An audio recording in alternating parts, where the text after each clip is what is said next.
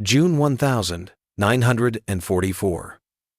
The air in northern France carried the smell of burning oil and cordite, a reminder that the war was now decided less by rifles and bayonets than by the invisible lifeblood of modern armies' fuel. In the ruins of a captured supply depot, a German Panzer officer sat at a battered desk, his hands trembling slightly as he unfolded a packet of captured documents. He had been trained to read maps, to study enemy formations, to calculate artillery arcs, but the words on these pages were unlike anything he had seen. They were not about divisions or brigades. They were about a pipeline, stretching from the ports of Cherbourg across the wrecked French countryside, feeding Allied armies with a constant stream of gasoline. He read the figures once, then again, and a third time, as if repetition might somehow reduce their meaning. 300,000 gallons per day. The number mocked him. It was more fuel than his entire Panzer army had been allocated for a month of combat. Outside, the distant rumble of American trucks reminded him that this was not an abstract calculation. He could hear the convoys grinding along roads that his own units could barely cross without running dry.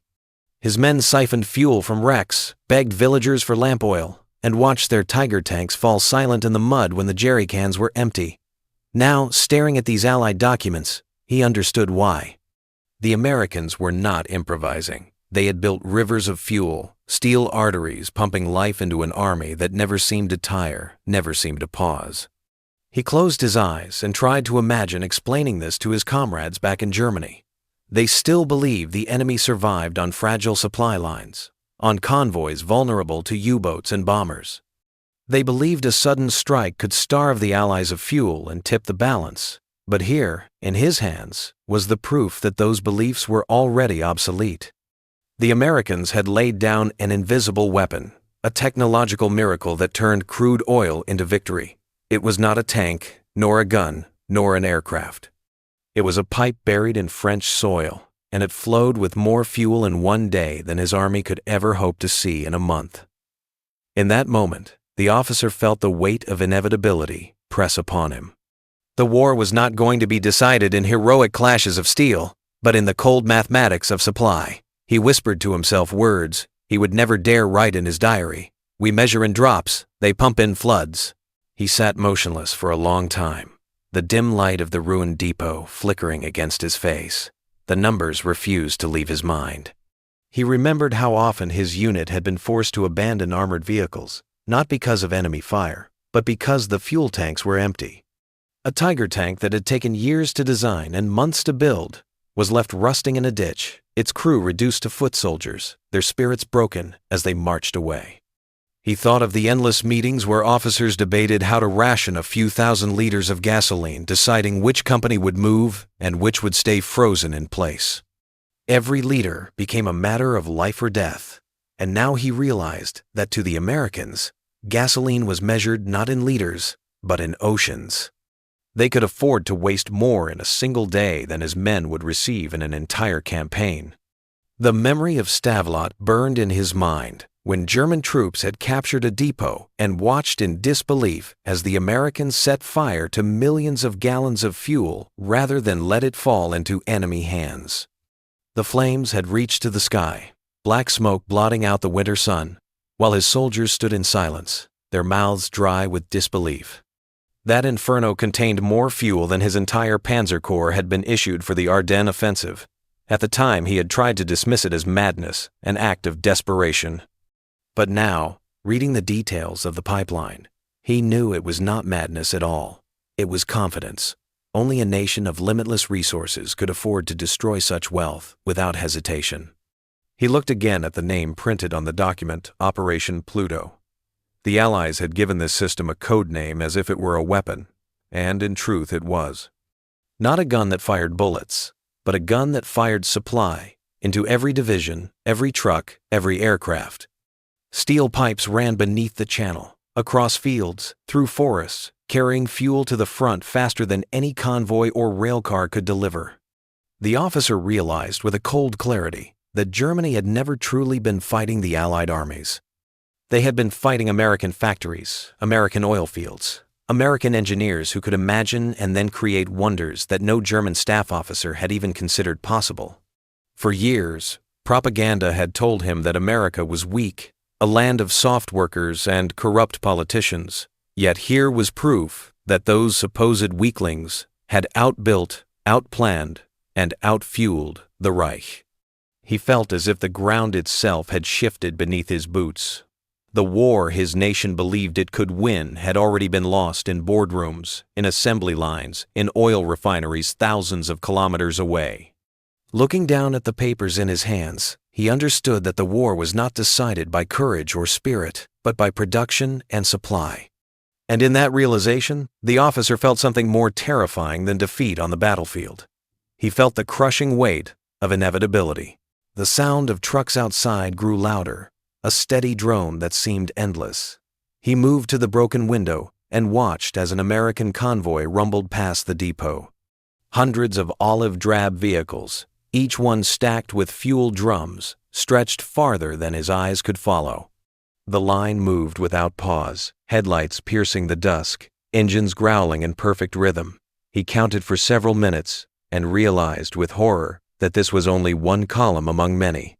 He thought of the Red Ball Express, a name whispered with bitterness among German staff officers, the great highway of supply that fed Patton's tanks like a river feeds the sea. Those trucks alone consumed more fuel than his division received, yet they kept moving, never stopping, never empty. It was as if the Americans had turned their entire nation into one great machine, and its pistons pumped gasoline across the world.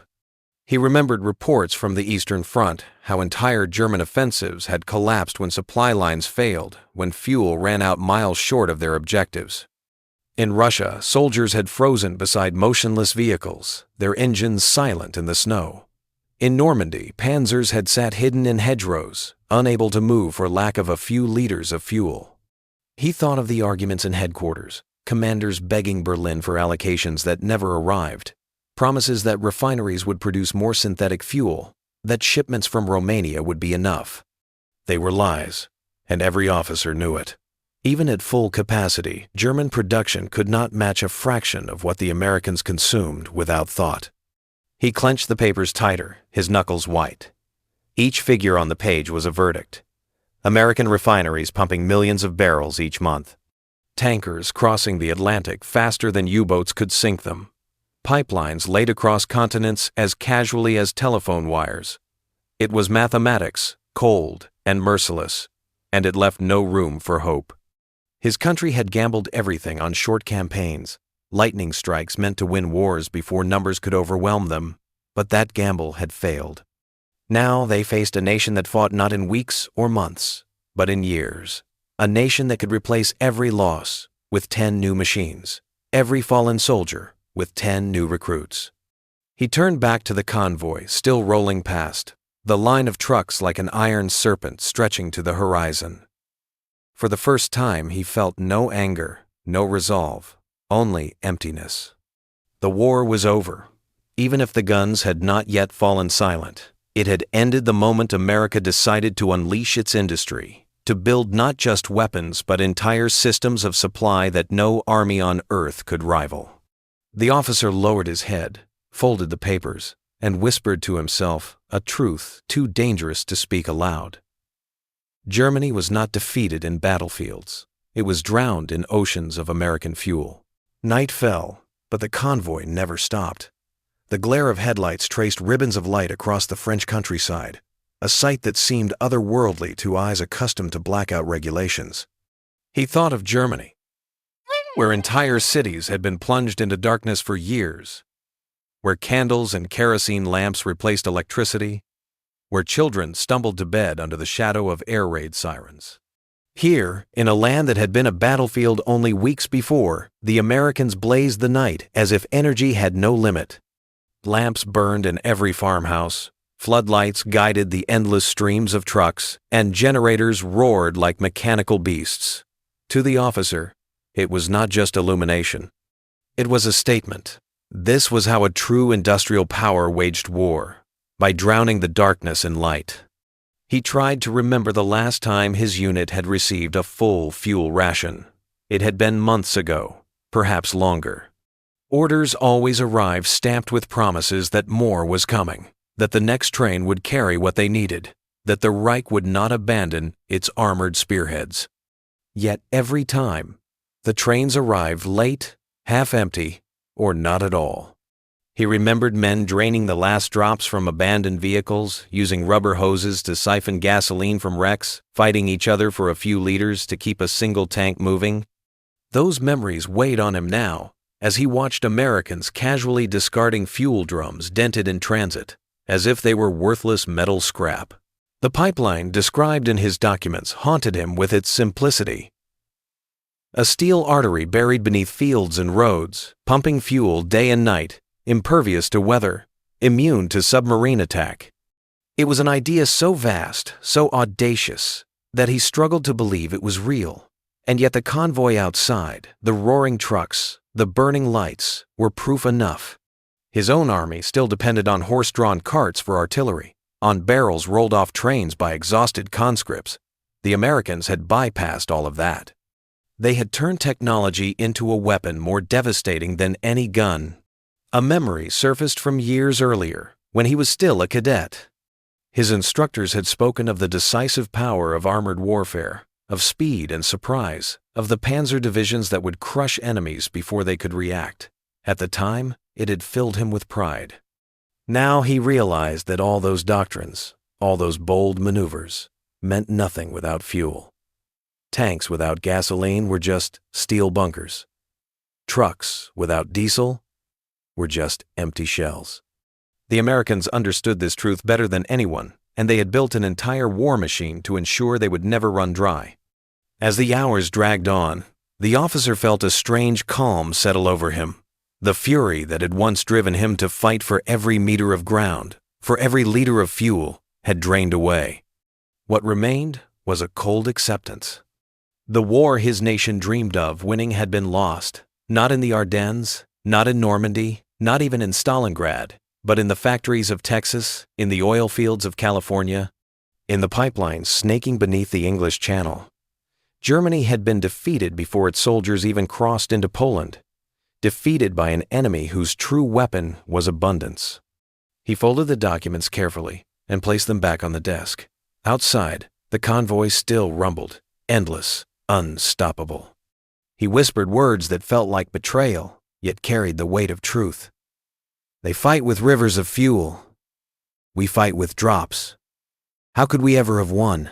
The German officer's whispered admission did not vanish into the night. It lingered in his thoughts, pressing deeper with every passing hour.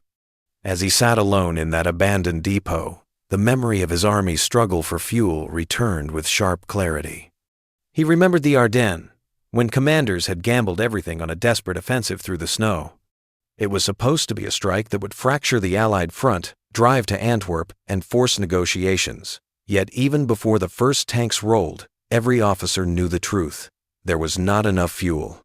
The entire operation hinged not on strategy or surprise, but on capturing American supply dumps along the way.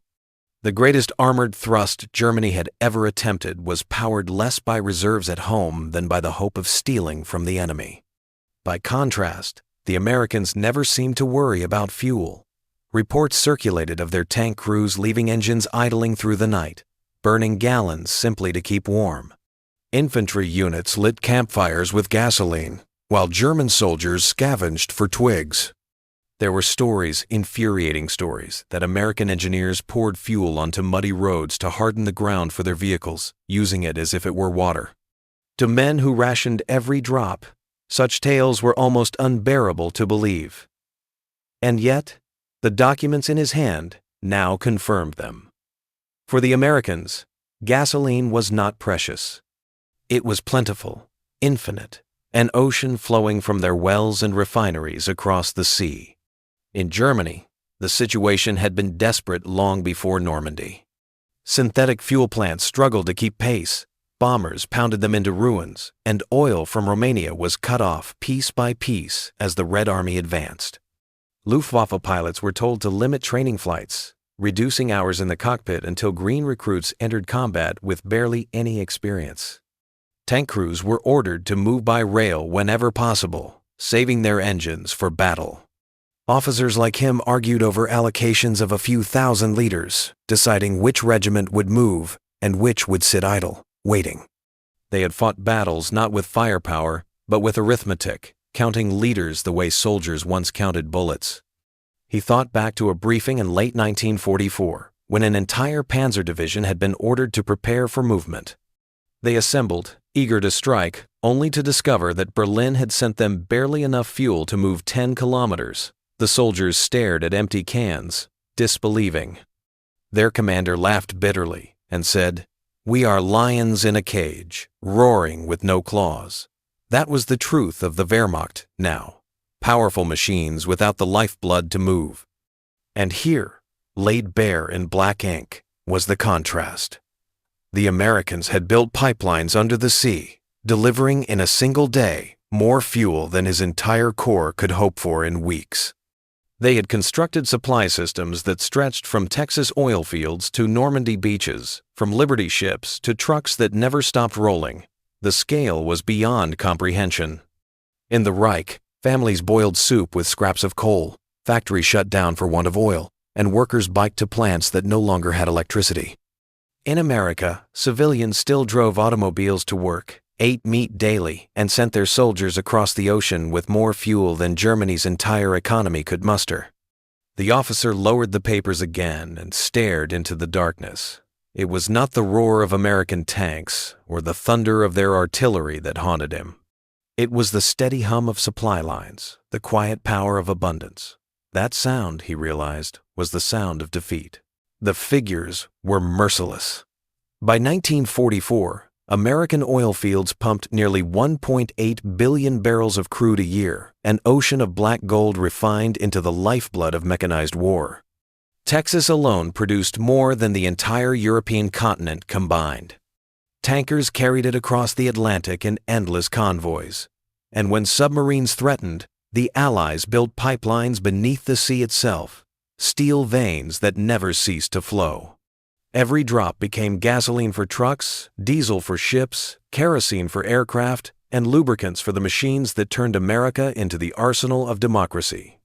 Germany, by contrast, struggled to squeeze life from the ground. The Reich produced barely 33 million barrels annually, a fraction of what was needed to sustain a modern army on two fronts.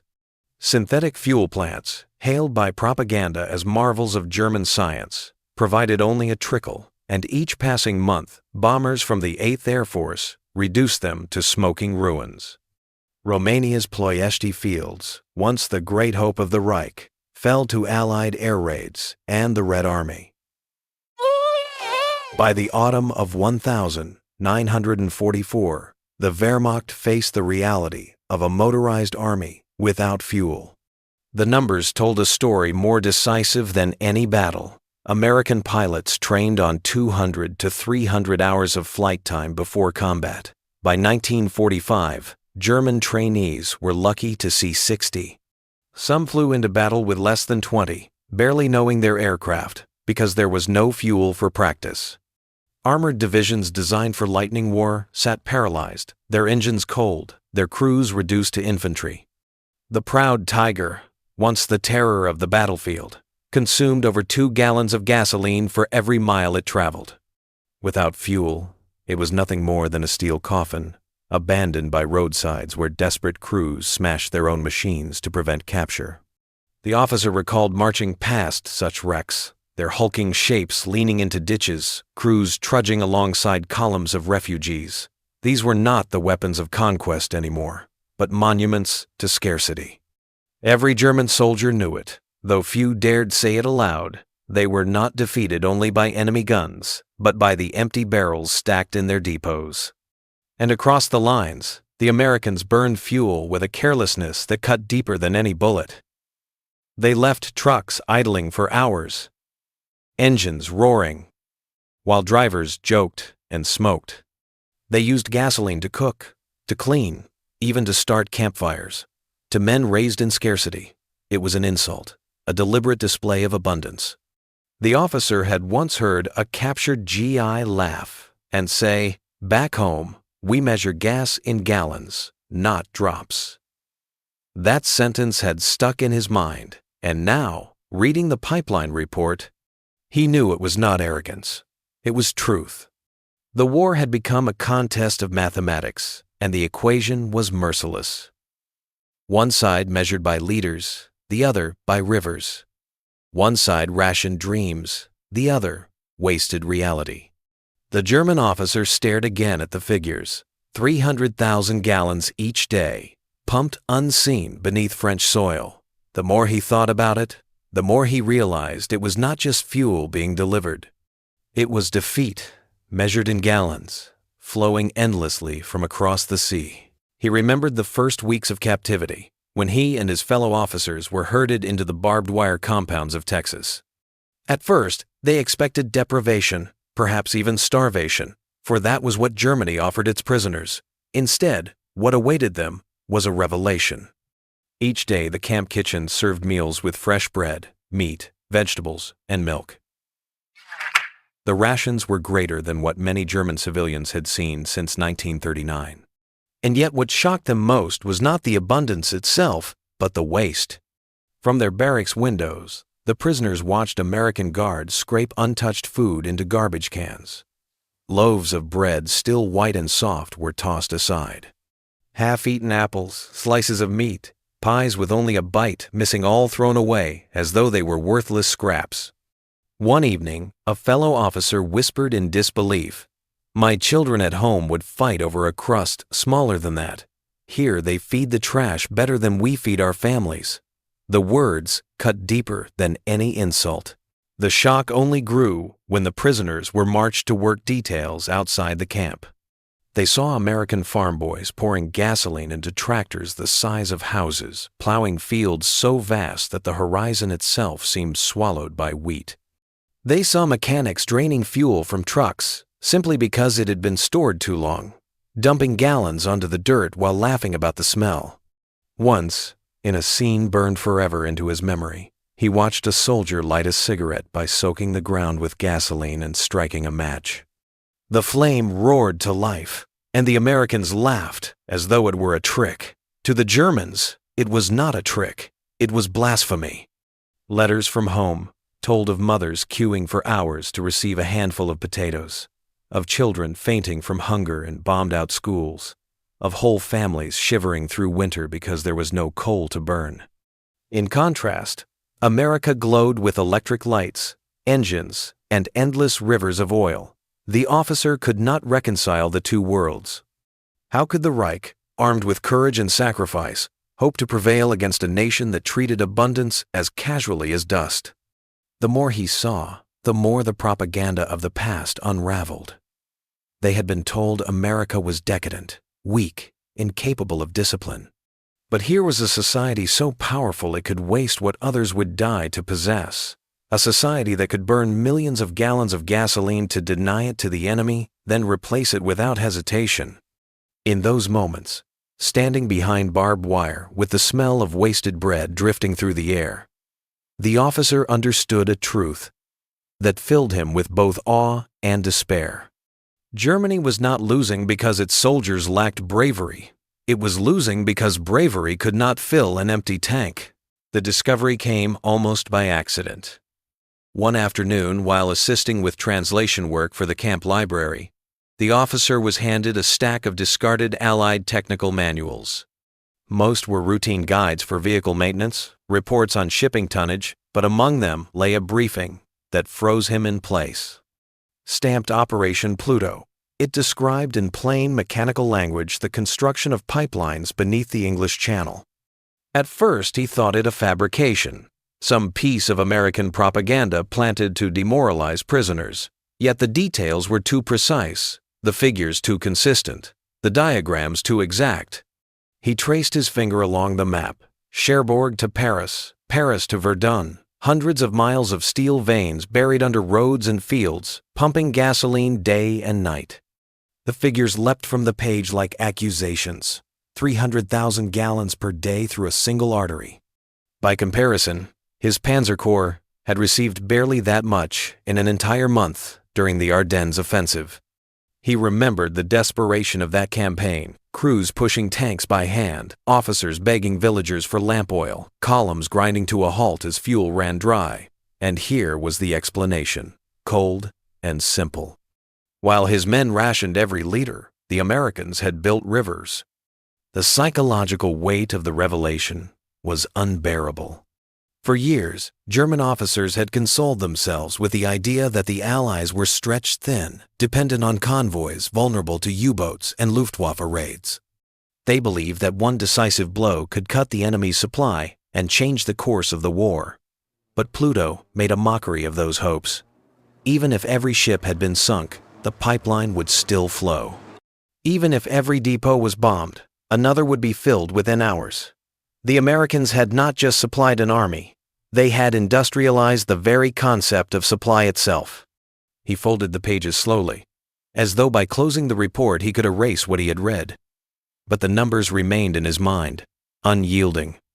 It was not the sound of guns or the clash of armor that now defined the war. It was the quiet hum of pumps, the invisible surge of fuel beneath the earth, the mathematics of a nation that measured victory in gallons. For the first time, the officer admitted to himself what he would never say aloud. Germany was not fighting soldiers anymore. It was fighting an entire industrial civilization, and that was a war already lost. By 1944, the numbers themselves told a story no battlefield could conceal. The United States produced more than 2/3 of the world's oil, a torrent of crude drawn from fields stretching across Texas, Oklahoma, and California. Each month, American wells delivered more than the Reich could muster in a year. From those wells, an empire of refineries spread outward: Port Arthur, Baytown, Baton Rouge, where crude oil was transformed into gasoline, diesel, and aviation fuel on a scale that dwarfed anything in Europe. Tank farms covered acres, steel towers belched flame into the night sky, and trainloads of fuel departed in endless succession. Germany, by contrast, bled itself dry in a losing gamble on synthetic fuel. Coal was ground, liquefied, forced through chemical plants that demanded enormous resources but produced only a trickle compared to America's gushing rivers of oil. Even at peak efficiency, the Reich's entire synthetic fuel network produced less in a month than Texas alone pumped in a week. Allied bombers knew it too. Wave after wave of flying fortresses reduced those fragile plants to twisted steel, leaving the Wehrmacht ever more dependent on supplies that no longer arrived. The scale of contrast was almost surreal. In the United States, civilians still drove to work, filling their tanks without ration cards. Farmers fueled tractors larger than German artillery pieces. Gasoline powered not just tanks and trucks, but harvesters, pumps, and combines, machines that themselves fed the armies abroad. America's highways became supply lines, its railroads, the arteries of global war. In the Reich, meanwhile, officers like him calculated offensives not by terrain or enemy strength, but by the liters of fuel left in depots. A Panzer division could move today, perhaps tomorrow, but next week, only if another depot was captured. Even the sea itself became a highway of fuel.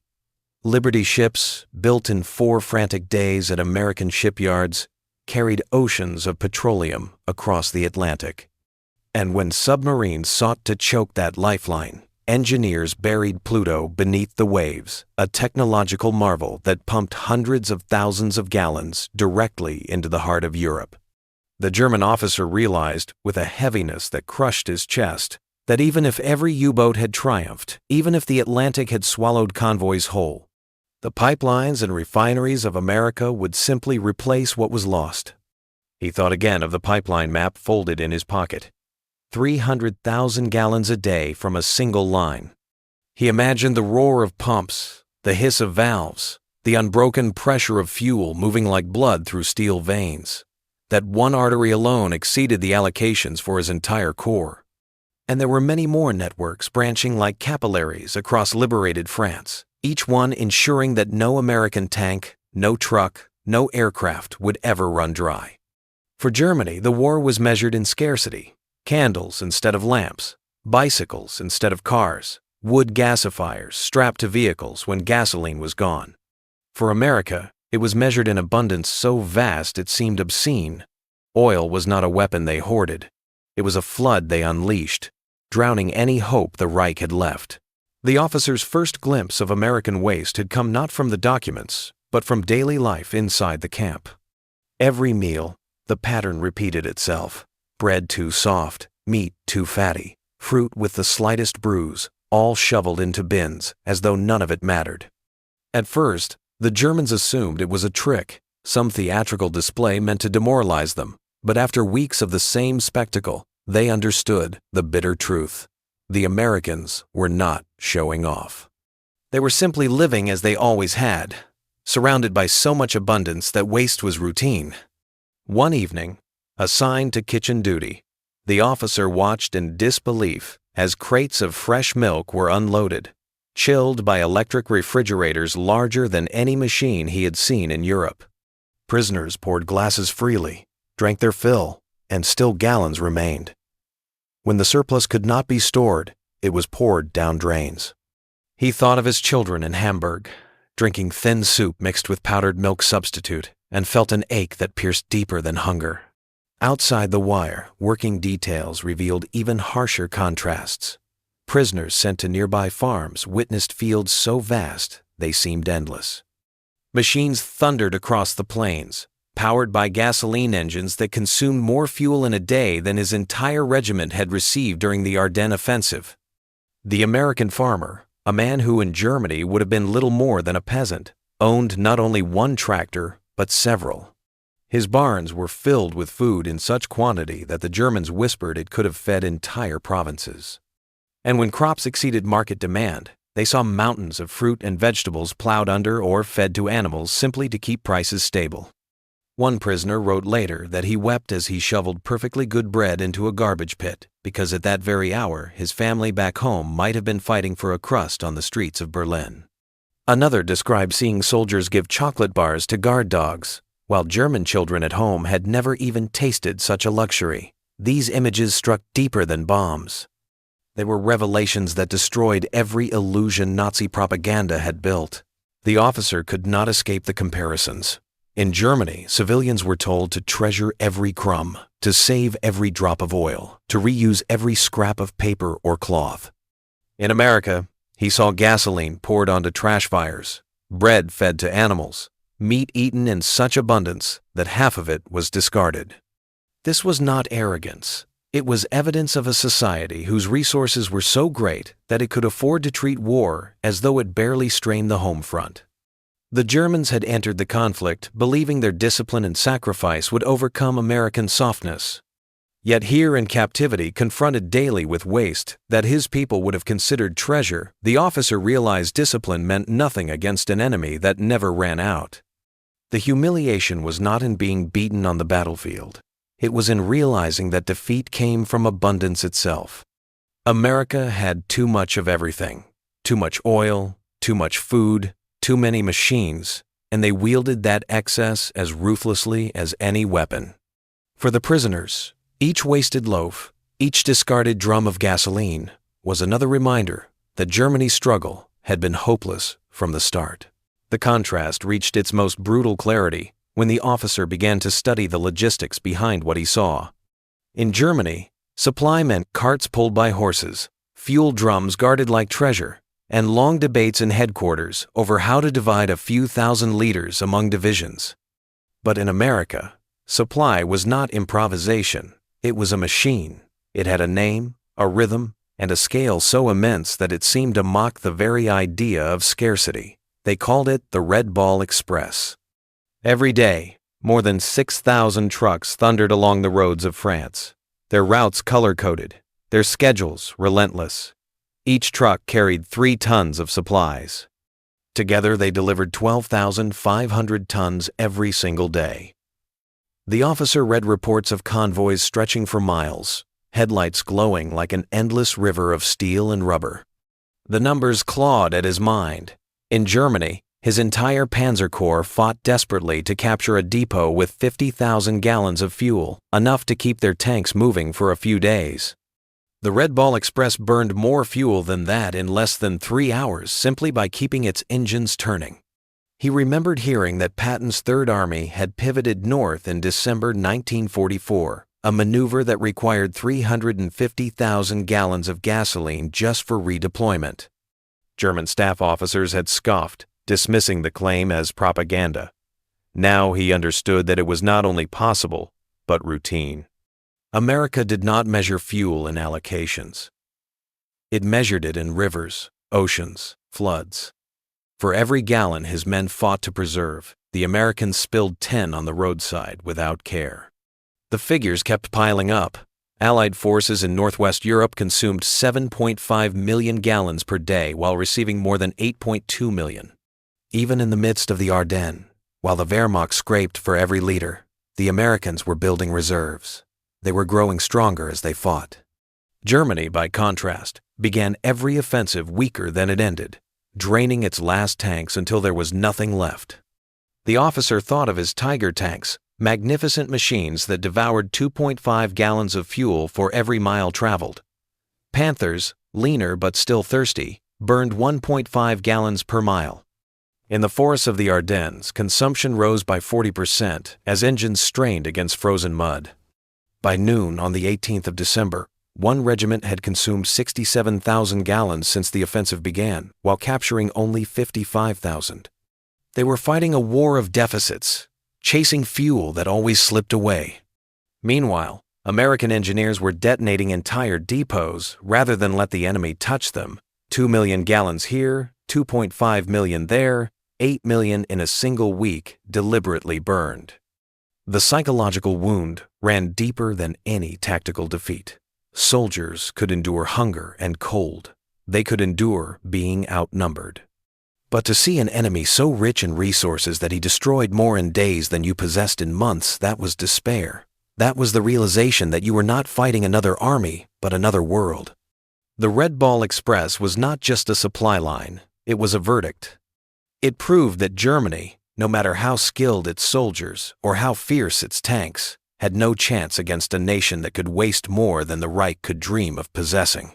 Inside the barbed wire enclosures of Texas, the officer found that the war did not end with his capture. It continued in his mind every time he saw the Americans live their ordinary lives.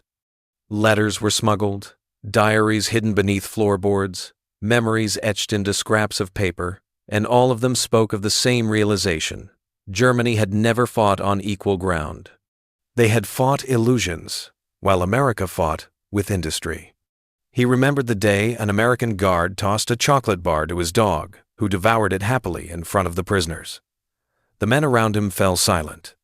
One whispered that his children in Hamburg had not seen chocolate since 1942. Another clenched his fists until his knuckles whitened. The officer wrote later that this small act, feeding chocolate to a dog, shattered morale more deeply than any battlefield defeat. It was not cruelty, it was carelessness, and that was worse. It showed that America had so much wealth it could not imagine scarcity. Doctors among the prisoners were stunned when the camp hospital administered penicillin freely, even to men with minor infections. In Germany, wounded soldiers died waiting for sulfur drugs that no longer existed. Here, prisoners were given the most advanced medicine in the world, without hesitation. One German surgeon admitted quietly, "They use miracles on us while our own men rot." He never spoke of loyalty to the Reich again. Work details carried the revelations further. Prisoners sent to farms saw teenage boys driving tractors worth more than their families had earned in a lifetime. A farmer's son laughed when told this, saying it was not even a good tractor. A newer model was coming from John Deere. In Nebraska, a single combine harvested in a day what German villages needed a month to gather by hand. The officer stood in those fields, watching the endless horizon of grain, and felt something inside him break. He realized that Germany's vision of conquest to feed itself was already obsolete. America could feed the world without conquest, simply by turning machines loose across its plains. Factory assignments revealed another humiliation. At a Campbell soup plant, prisoners watched elderly women and young girls manage conveyor belts that processed more tomatoes in a day than German factories could in a month. One woman operated a bank of controls with casual ease, drinking coffee and humming along with a radio while machinery worked at speeds German engineers could scarcely imagine. A fellow prisoner, once a chemist for IG Farben, confessed that America was a decade ahead in both design and efficiency. "We believed we were the masters of science," he said. "But here even their women wield machines greater than ours." These sights were not just observations. They were demolitions of faith. Men who had once sworn oaths to Hitler began to question everything. Diaries recorded phrases once unthinkable. "We cannot fight infinity. They are not decadent. They are strong. Our defeat is not on the battlefield, but in their factories and fields." The officer realized that captivity itself had become a school. Every light bulb, every truck, every wasted meal was a lesson in the power of abundance. And the lesson was inescapable. The Reich's ideology of superiority had collapsed in the face of American reality. The night he found the Pluto documents became the turning point of his captivity. He carried the folded pages back to his barracks and read them by the dim light of a smuggled candle. The words cutting into him like steel. The numbers were impossible to ignore. 300,000 gallons per day through a single line. More pipelines under construction. More depots filling faster than German divisions could consume them. He thought of his comrades back on the front, stranded when tanks sputtered dry, walking beside crippled Panthers that had become immobile monuments in the mud. He thought of Luftwaffe pilots grounded, their training hours cut to almost nothing because there was no fuel to fly. And then he imagined the Americans pumping gasoline beneath the sea as though it were an afterthought, their trucks guzzling it by the thousands of gallons just to keep supplies moving, their armies never slowing, never stopping. In that moment, he understood with an icy clarity that Germany's defeat was no longer a possibility. It was a certainty written in mathematics. They had not merely lost battles, they had lost the very capacity to fight. He recalled a phrase whispered among officers during the Ardennes offensive: "We fight with leaders, they fight with oceans." At the time it had sounded like gallows humor, a cynical way of explaining shortages. But now, staring at the pipeline figures, he saw that it was not a joke, it was prophecy. Every American innovation, the Liberty ships, the Red Ball Express, the endless convoys, was an extension of the same truth. They measured war in quantities that dwarfed the imagination of the Reich. For him, the psychological blow was worse than any artillery barrage. Battle could be endured, defeat could be rationalized. But inevitability, that was unbearable. To know that the war had been lost not in Normandy or Stalingrad, but in oil fields thousands of kilometers away, crushed the last fragments of hope. He closed his eyes and saw the faces of his men, still clinging to the illusion that courage might yet turn the tide. They did not know what he now knew, that courage without fuel was only another way to die tired. He folded the papers once more and hid them under his mattress, but he could not hide their meaning. The war was already over, long before the Reich admitted it, long before Berlin burned. It had ended the moment America turned its industrial might into rivers of oil and steel. For the first time he whispered the words aloud, testing them in the darkness of the barracks. "We are finished. We never had a chance." The conclusion did not come with a single battle or a single surrender. It came with the slow, relentless arithmetic of production. In captivity, the officer gathered statistics from camp newspapers and Allied broadcasts, numbers so immense they seemed like fantasy yet were confirmed again and again. By the end of the war, the United States had produced more than 324,000 aircraft, while Germany, strained to its breaking point, had managed just over 119,000. American factories turned out 88,000 tanks, while the Reich scraped together fewer than 46,000. And the fuel, the true blood of mechanized war, revealed the final verdict. America pumped 1.8 billion barrels of oil in a single year. Germany, even with every refinery working, produced barely 33 million. The imbalance was not double or triple, it was more than 50 times. The numbers were brutal in their simplicity. A Tiger tank feared by every Allied crew burned 2.5 gallons for every mile. But what did that matter when the Reich had only drops to give, while the enemy swam in oceans? Luftwaffe pilots entered battle with barely 60 hours of training because there was no fuel for practice flights. American pilots soared into combat with more than 200, sometimes 300 hours in the air. One side flew with experience, the other with desperation. The results were inevitable. The officer remembered one statistic that haunted him most of all. In December 1944, while his men prepared for the Ardennes offensive, the Americans deliberately destroyed over 8 million gallons of gasoline in a single week to keep it out of German hands. 8 million gallons, casually denied, exceeded the entire allocation his corps received for the campaign. They burned what he fought to seize. That was not just waste, it was power beyond imagination. When the war ended, and he was repatriated, the officer carried more than memories of defeat. He carried the realization that Germany had never truly contested the Americans on equal terms. No brilliance of strategy, no fury of courage, no sacrifice of blood could overcome an enemy that fought with factories and oil fields instead of ration cards. In the end, it was not the bravery of Allied soldiers that doomed the Reich, but the flood of fuel, the mountains of food, the endless convoys of trucks. The war had been decided not in the Ardennes or at Kursk, but in the industrial heart of America. Years later, when asked about the moment he knew the war was lost, he did not speak of Normandy or Stalingrad. He spoke instead of a pipeline hidden beneath the soil of France, humming with the constant flow of gasoline. "We measured war in liters," he said. "They measured it in rivers. That was the day I knew we were finished."